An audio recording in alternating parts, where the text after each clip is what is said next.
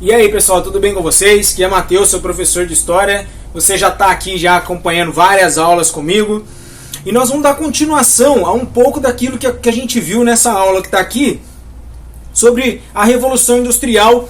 E quando a gente fez essa aula, eu disse para vocês que é um tema muito abordado em geografia, mas nós precisávamos falar dele. Por quê? Porque revolução trata-se de algo que muda muito a vida das pessoas, né? Vocês são muito novos, alguns de vocês, ou a maioria de vocês, então não sabem o que é um mundo, por exemplo, sem internet. Mas a internet é uma mudança uma mudança muito grande na vida das pessoas, né? Eu já sou um pouquinho mais velho, já sei como era antes e sei como é agora, eu sei que é diferente. Então a Revolução Industrial, todas elas modificaram a história. E uma das modificações da história, nós vamos ver aqui no que nós chamamos de imperialismo, tá?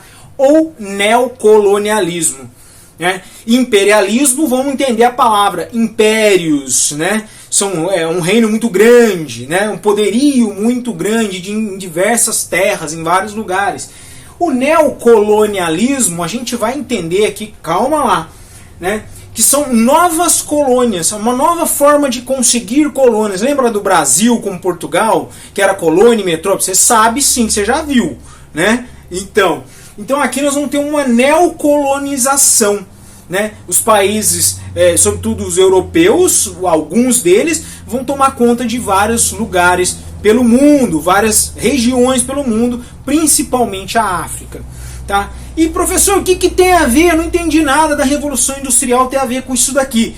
Prestem atenção. Isso tem a ver com aqui a capacidade de produção versus a capacidade de consumo, tá bom? Por quê? O que tem a ver? Por exemplo, se um país produz, sei lá, um exemplo bem pequenininho para você entender aí, 100 calçados e tem dentro do seu país 50 pessoas, está sobrando 50 calçados. Aí ele vai lá, vamos supor que algumas pessoas compram 2, 3, 4, até que ponto essa fábrica vai continuar produzindo e vendendo? Não é? Então percebam que quando isso aqui ele chega no topo, não tem mais para quem vender, os países industrializados, vejam só a indústria aí, né? Está produzindo muito, veja nessa aula aqui, produzindo muito, produzindo em escala, né? Muito avançado, então não precisa ter um lugar para vender, né? Então, com essa necessidade, os países europeus industrializados avançam suas fronteiras, não é a fronteirinha lá, não, então a Itália até aqui, não, isso dá uma treta danada, não é isso. Tá, então a França vem... Não. Expandem agora o seu domínio sobre algumas regiões, por exemplo, a África. Vão dividir aqui, essa parte é minha, as pessoas estão aqui, eu controlo, né? E ali ele vai também conseguir algumas coisas importantes para resolver esse problema de produção excessiva versus a capacidade de consumo, tá bom?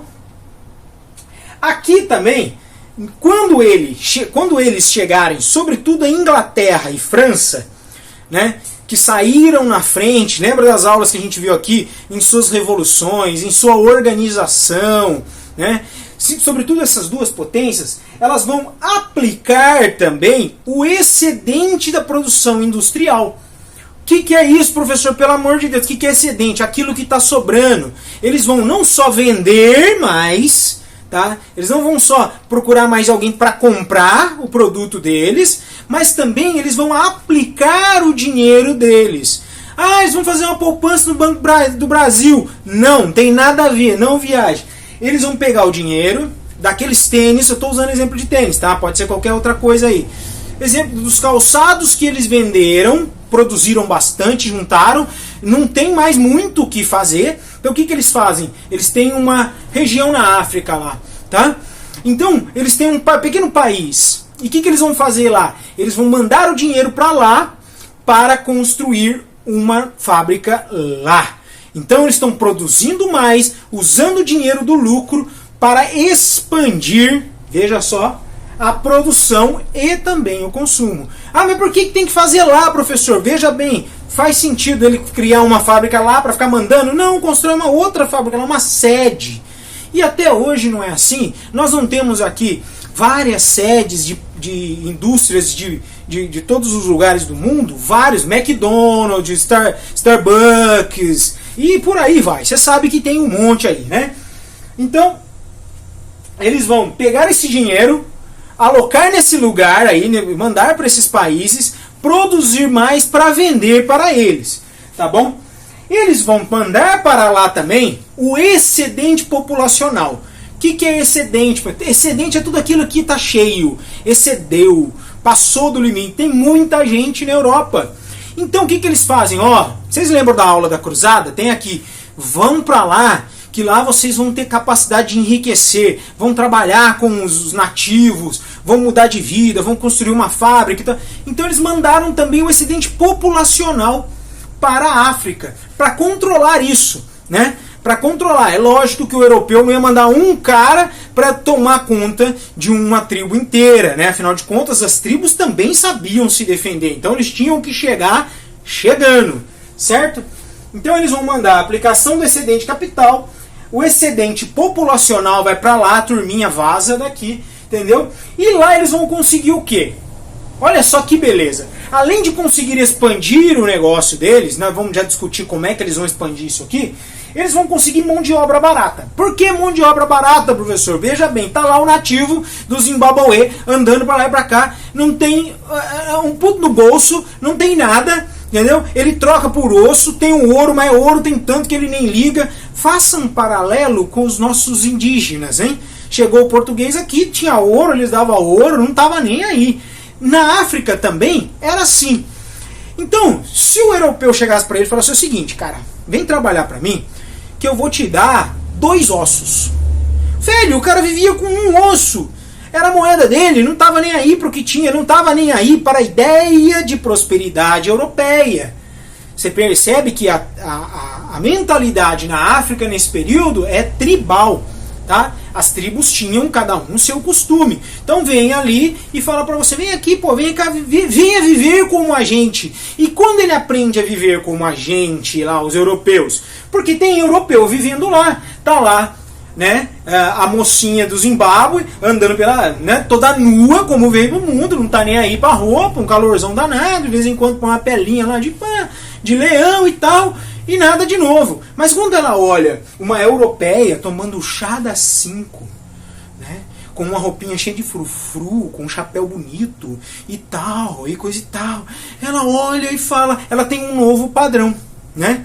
Este novo padrão é não só mostrado, né, por causa do excedente populacional, as pessoas estão ali, os europeus têm os seus hábitos, mas também é instruído, né? Ele é injetado na população para que ele possa consumir. Não é assim? Você não compra um iPhone porque um índio tapajó fala para você que um iPhone é legal. Você viu num filme, você viu numa propaganda, e não é que é ruim, mas você viu de algum lugar. Então é mais ou menos esse o processo aqui. Aliás, o que mais que tem na África? Matéria-prima. O que é matéria-prima? É tudo aquilo que você usa para produzir alguma coisa. Por exemplo, couro para o calçado. Vamos falar do calçado ainda. Tem bastante animal lá. Tem o marfim, daquele dos elefantes, que os caras pegavam, matavam o elefante, tiravam o marfim dele para fazer tecla de piano, para vender o piano, né? Então, lá, como eles controlam a região, né? Obviamente a matéria-prima, ela é deles, é abundante, né? Tudo que está lá é deles. Os povos africanos, então, foram meio que dominados, né? E quais são os 2 centros maiores de dominação aí dos países pelo mundo? Ásia e África. Aqui nós vamos ter os países europeus e o Japão dominando a Ásia ali, né? O Japão. Lembra que a gente viu na última aula que o Japão, ele tinha lá quando ele se organizou, a indústria dele cresceu bastante. Então, com a indústria crescendo, ele vai precisar das mesmas coisas que os países europeus precisavam. E a África, os países europeus, tá bom? E a América? E a América? A nossa América Latina maravilhosa que temos aqui. Quem controlava? Quem que é? Se você falou os EUA, tá certo. Os Estados Unidos da América. Eles usavam aqui a política do Big Stick. é do grande porrete, né? A ideia dessa política era o seguinte: fala sempre de forma macia, mas sempre com um porrete na mão. Tipo assim, a autoridade está aqui, a força militar está aqui, mas a gente está só conversando, tá bom? Beleza? Que bom que você entendeu?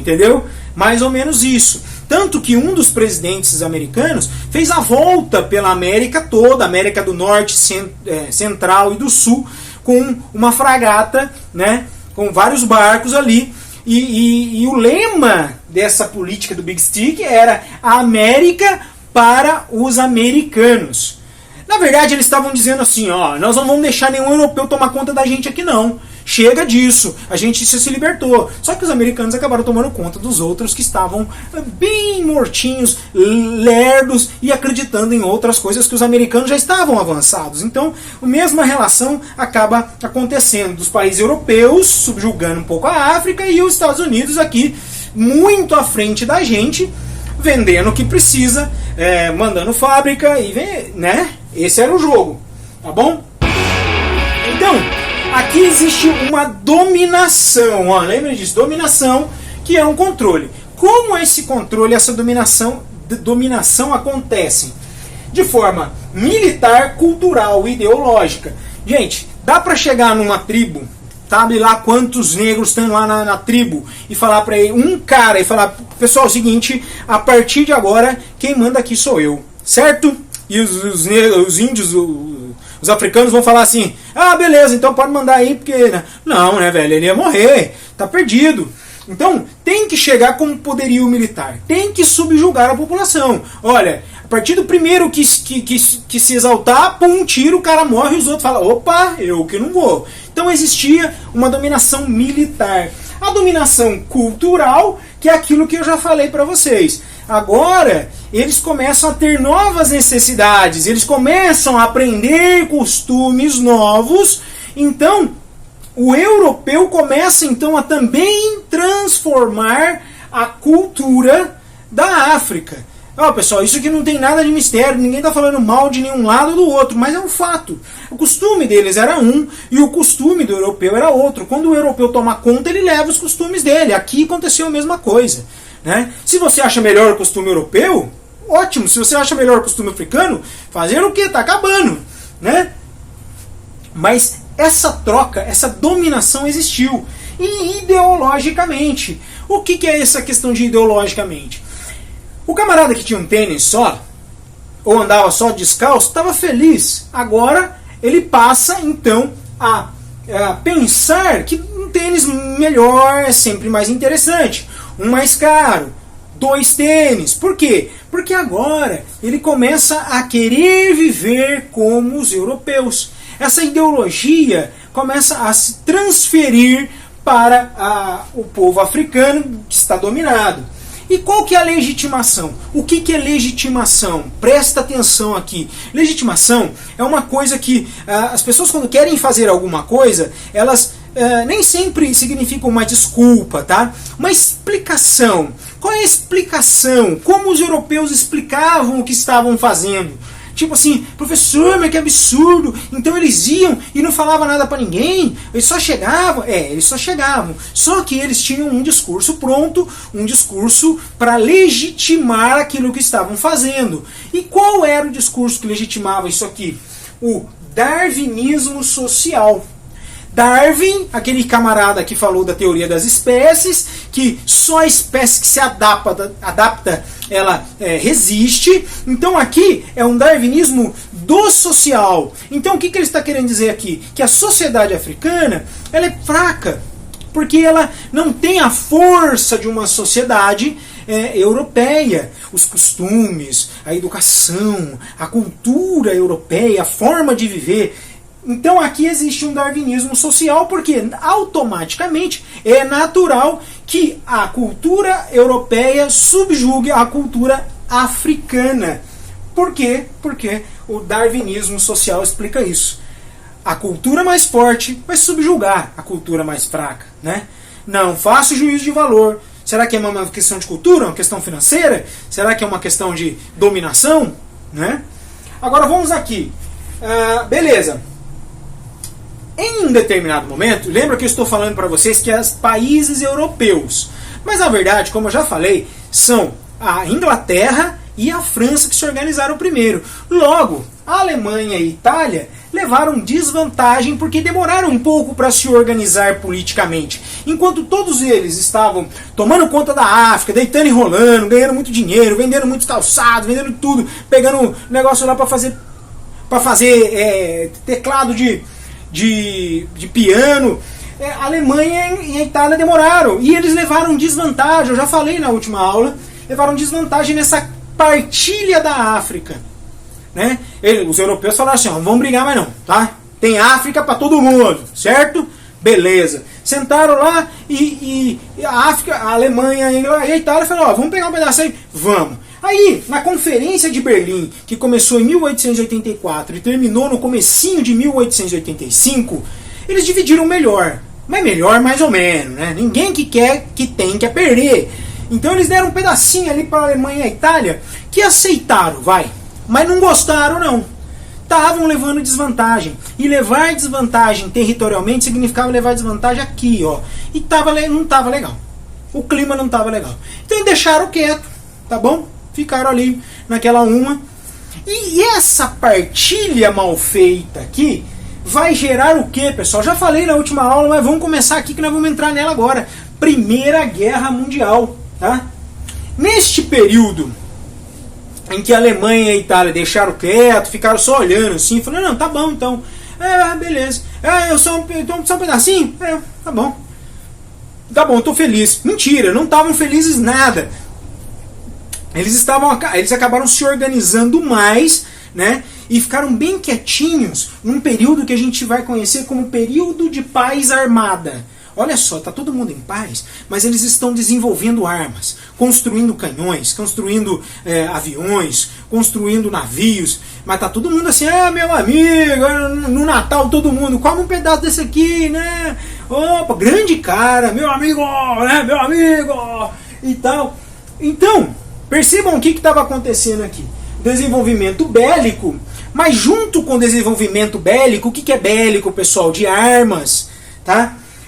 Também nasceram as alianças, tá bom? Vou explicar para vocês aquilo que eu já falei sobre de levar desvantagem. Enquanto os outros países estão deitando e rolando, Inglaterra e França, pegando tudo que era para... tô arrebentando aqui, tá? Alemanha e Itália disputavam territórios ali com a Áustria. A Áustria ficava bem no meio, a Alemanha queria um pedaço, a Itália também queria um pedaço da Áustria, e eles brigando ali para se organizar politicamente, os outros ganhando dinheiro. Então adivinha, os três ficaram de fora. Não foi só a Alemanha, a Itália, a Áustria também ficou de fora. Né? Ficou vendo navios, então todo mundo meio na mimba, meio chateado, e comprando arma. Pra que essa arma aí? O vizinho falava, ele falava assim, não é nada não, eu gosto de dar uns tiros aí no final do ano, e só guardando arma. Tá? Aqui, começam então a se aproximar, as alianças vão nascer aqui, ó. Tríplice aliança, Alemanha, Itália e Áustria. Eita, olha aí galera, às 7h37, Alemanha, Itália e Áustria, só quem ficou sem um território bom na África, se juntando, falando, mas por que você gosta? Não, porque os meus amigos, sabe, eles me entendem, eles me completam, sabe? Então eles se juntam aqui, tríplice aliança. E do outro lado? Bom, do outro lado, os outros países olhando assim, falando, os caras comprando arma, se juntando, e nós vamos ficar só olhando? Não vamos não. Se juntaram aqui, ó, Inglaterra e França, as bonitonas, né? E a Rússia. Depois eu vou explicar a situação da Rússia aqui, por que a Rússia entrou. Você está falando, professor, você está falando que até agora não falou da Rússia? Calma lá que nós vamos chegar, tá bom? E todo mundo olhando um pro outro, cheio de arma na cintura, igual, né? Aquele bailão assim, tá, todo mundo muito louco, e com arma assim, e só festejando. Por enquanto é só festa. E todo mundo com a arma na mão esperando, ó. Primeira que der, o pau vai comer, né? E aonde que o pau começa a comer? Qual que é o estopim do problema aqui? Disputa pela região balcânica, os Balcãs. Quando eu falo Balcãs, você pensa Grécia. Qual o país mais importante ali na região dos Balcãs? Grécia, tá bom? Essa região era disputada, ali naquela região tinha um país que até hoje está lá, a Sérvia. né? E era uma região, olhem só o detalhe de como começa a Primeira Guerra. Lembra que está todo mundo armado, hein? Essa região dos Balcãs, a Grécia, a Sérvia estava ali e a Sérvia desejava expandir seu poderio. Todo mundo estava querendo conquistar mais terras. Esta região era disputada pelo Império Austro-Húngaro, olha a Áustria, querendo um pedacinho de terra, né? E o Império Russo, Áustria e Rússia, tá bom? Olha só, vou lembrar para vocês das alianças. A Áustria está aqui, ó, com a Alemanha e Itália, e a Rússia aqui com a Inglaterra e França, tá? Beleza. Aí, o herdeiro do trono austríaco, herdeiro do trono austro-húngaro, Francisco Ferdinando, foi visitar a Sérvia, tá?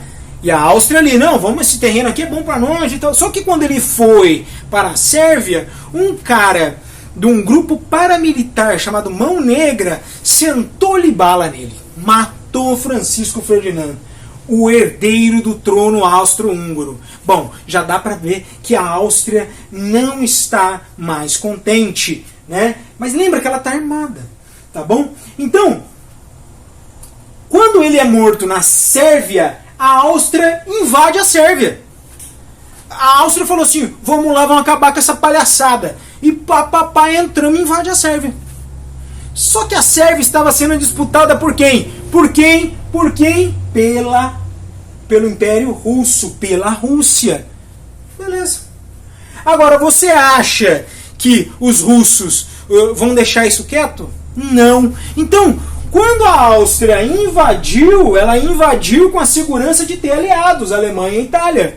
E quando a Rússia foi lá cobrar o lugar que era, não, esse lugar é meu, eu estou disputando isso aqui, meu, você está entrando, invadindo, para quem que você falou? Não vai subir ninguém, certo? Aí quem que entra na parada para defender a amiguinha Rússia? Quem que entra? Exatamente Inglaterra e França. Percebam que, diferente da Segunda Guerra Mundial, as alianças acontecem antes do próprio conflito. Nesse período de paz armada, em que existia uma turma descontente, uma turma alegre e contente, mas todas elas armadas, querendo terras, e foi um estopim. Esse foi o estopim. Francisco Ferdinando, herdeiro do trono austro-húngaro, foi visitar a Sérvia, foi morto por um sérvio, o Império Austro-Húngaro entra, a Rússia acha ruim, todo mundo em pelota. Ali, meu filho, o filho chora e a mãe não escuta. E essa guerra, ela vai ter dois momentos. Começa a guerra. Agora não tem mais como dar ré nisso aí. Foguetinho não dá ré, certo? Guerra de 1914 a 1915, ela vai ser uma guerra de movimento. O que é guerra de movimento? Os países vão invadindo. Chegou aqui, ó, vamos aqui, tá aqui, movimento. Cheguei aqui, invadi, esse aqui é meu, tá? Aí o outro vem aqui, invadiu, esse aqui é meu. E eles estão se movimentando, O exército vindo de lá, o outro vindo de cá e tal, aquela coisa, fortes emoções, amigo, né? Mas aí, aqui, de 1915 a 1918, ela passa a ser uma guerra de trincheira. O que é trincheira? Não sabe o que é trincheira? Sabe aquele buraco, os caras cavam, fica só a cabecinha assim, ó, fazem umas canaletas assim, que eles andam ali, só aparece a cabeça e eles levantam, dão uns tiros. Então, o que acontece? Essa guerra de trincheira passa anos, olha aqui quanto tempo, de 15 a 18, os caras cavadinhos aqui, ó, e os outros ali. E os caras aqui, ó, dando tiro pra lá. Perrão. E os caras lá, pimba. E tudo eles aqui, ó. E chove, tem neve. E os caras passam fome. O negócio é feio, gente. E eles passam todo esse tempo nessa guerra de trincheira aí. Quais são as tecnologias que foram aplicadas nesse conflito? Aviões, os tanques, os submarinos e as primeiras armas químicas, o gás mostarda, utilizado pela Alemanha. Então, mas quando eu falo aviões, pessoal, não é esse avião que tem aí não, tá? O tanque, não é esse tanque que tem aí não, né? Tá bom? Os navios, não são os navios que estão aí hoje. Mas são tecnologias muito avançadas para a época. Para nós, talvez, não está com velho, né? Aqui nós temos as primeiras armas químicas, o gás mostarda. Mas no nosso tempo nós temos bombas nucleares. Aí o negócio é outro nível, né? E os submarinos, né? Que é o que dava uma vantagem muito grande para quem tinha, porque ainda não existia como abater um submarino. Ele só andava e surpresa, pimba! Submarino, vocês sabem o que é? Anda por baixo assim, ó, da água, certo? Agora eu vou explicar um pouco da Rússia aqui para vocês. Porque existiu algum movimento de troca nessas alianças aqui, né? Porque você deve estar pensando, professor, mas deixa que eu falar com o senhor, o senhor é meio lerdo, o senhor não falou dos Estados Unidos, eu ouvi dizer que o Império Turco-Otomano também tava. Calma. Aqui, ó, a Itália vai sair, vai cansar da camaçada de pau e vai sair. Aqui vai entrar no lugar da Itália o Império Turco, então ela faz parte da Tríplice Aliança, Império Turco. E aqui vamos falar da Rússia, tá bom? Pessoal, a Rússia hoje ela é uma potência e nós vamos estudar adiante como ela foi se tornando essa potência. Hoje ela está, né? Mas ela foi ali na Segunda Guerra principalmente uma potência. Depois da Segunda Guerra, Guerra Fria, tema para outra aula. Ela se tornou uma potência. Mas aqui, ó, vou dar um exemplo para vocês. A Rússia, em 1905, entrou em guerra com o Japão, né? A Rússia, Japão, Rússia, Japão, né? Japão. Né? Japonês. E quem ganhou? O Japão. O Japão não tinha perdido nenhuma guerra até a Segunda Guerra. São guerreiros. Os caras são formados para ser guerreiros. Então, a Rússia estava com uma bronquinha. É o que dá para entender. A Rússia estava com uma bronquinha. Por quê, pessoal? Porque eu não falei que ela nem sequer tinha divisão de terra. Ela não tinha nada. O que ela fez? Se juntou com quem tinha. Quem guerra a terra e não é boba, vai ficar na pior. Né? Sem contar que aqui os czares têm muito sangue ali entre as famílias reais ali da Inglaterra também, tá bom? Então, a Rússia passa a ser então aliada destes países. E Nicolau II que entra nessa guerra aí, tá bom? Agora, pessoal, a Rússia não estava preparada para uma guerra naquele momento, tá? Não estava preparada mesmo. Conforme o avanço das tropas, acontecia assim, ó, o exército russo, quem ia na frente, os caras armados, preparados, morria, quem vinha atrás pegava a arma do cara, porque quem estava atrás não tinha arma. O negócio era feio. Morreu muita gente. E morreu muita gente, a população diminuiu. Pouca mão de obra, pouco alimento. Pouco alimento, fome. Desgrama acontecendo na Rússia. Então,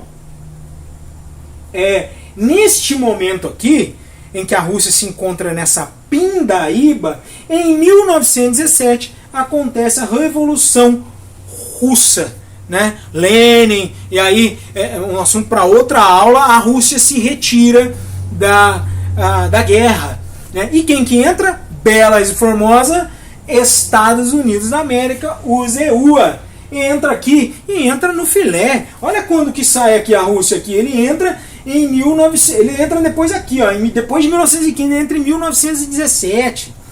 Então ele entra já faltando pouco tempo para acabar. Todo mundo já arrebentado em trincheira, os Estados Unidos deita e rola. E essa entrada dos Estados Unidos é definitiva para a vitória da Tríplice Entente, que é essa aliança aqui, Inglaterra, França e Rússia, mas depois Estados Unidos, tá? É definitivo. Mas beleza. E aí, professor? Bom, aí o que acontece? Eles fazem o Tratado de Versalhes. Não só o Tratado de Versalhes, outros tratados também, né? Mas o Tratado de Versalhes, entre esses outros tratados aí, arrebentam, sacaneiam com a Alemanha. Tomam todas as terras dela, fazem ela pagar uma dívida enorme, arrebentam com a Alemanha, arrebentam mesmo. Isso não vai ficar assim. Não vai ficar assim. Isso aqui ficou aqui, ó, na garganta dos caras. Eles não gostaram do que aconteceu. Tanto que daqui, dessa sacanagem que em 1919 fizeram no Tratado de Versalhes com a Alemanha, dentro da Alemanha e também da Itália vai nascer aí o nazifascismo. Ali vai surgir o Hitler, que inclusive não gostou muito da derrota da Alemanha. A Alemanha vai estar numa pindaíba, vai aparecer o tal do Hitler falando assim, ó, eu vou recuperar isso, o orgulho nosso, o alemão tava numa pinda, tava na merda, entendeu? Aí o Hitler fala, não, tá errado, vamos reconquistar tudo isso. E aqui ele começa a ganhar espaço. Percebam que as coisas em história, causa e efeito. Nunca você pode dizer que uma coisa não vai acontecer a outra, e para entender a Segunda Guerra não tem como não estudar a Primeira, tá bom? Então, isso aqui é consequência das revoluções industriais. Isso aqui tudo acaba sendo um antecedente para a Primeira Guerra, que acaba sendo um antecedente para a Segunda Guerra. Pessoal, muito obrigado. Você que está aqui, se inscreve nesse canal aí, compartilha com quem precisa, vê mais de uma vez, anota. Fica com Deus, até a próxima.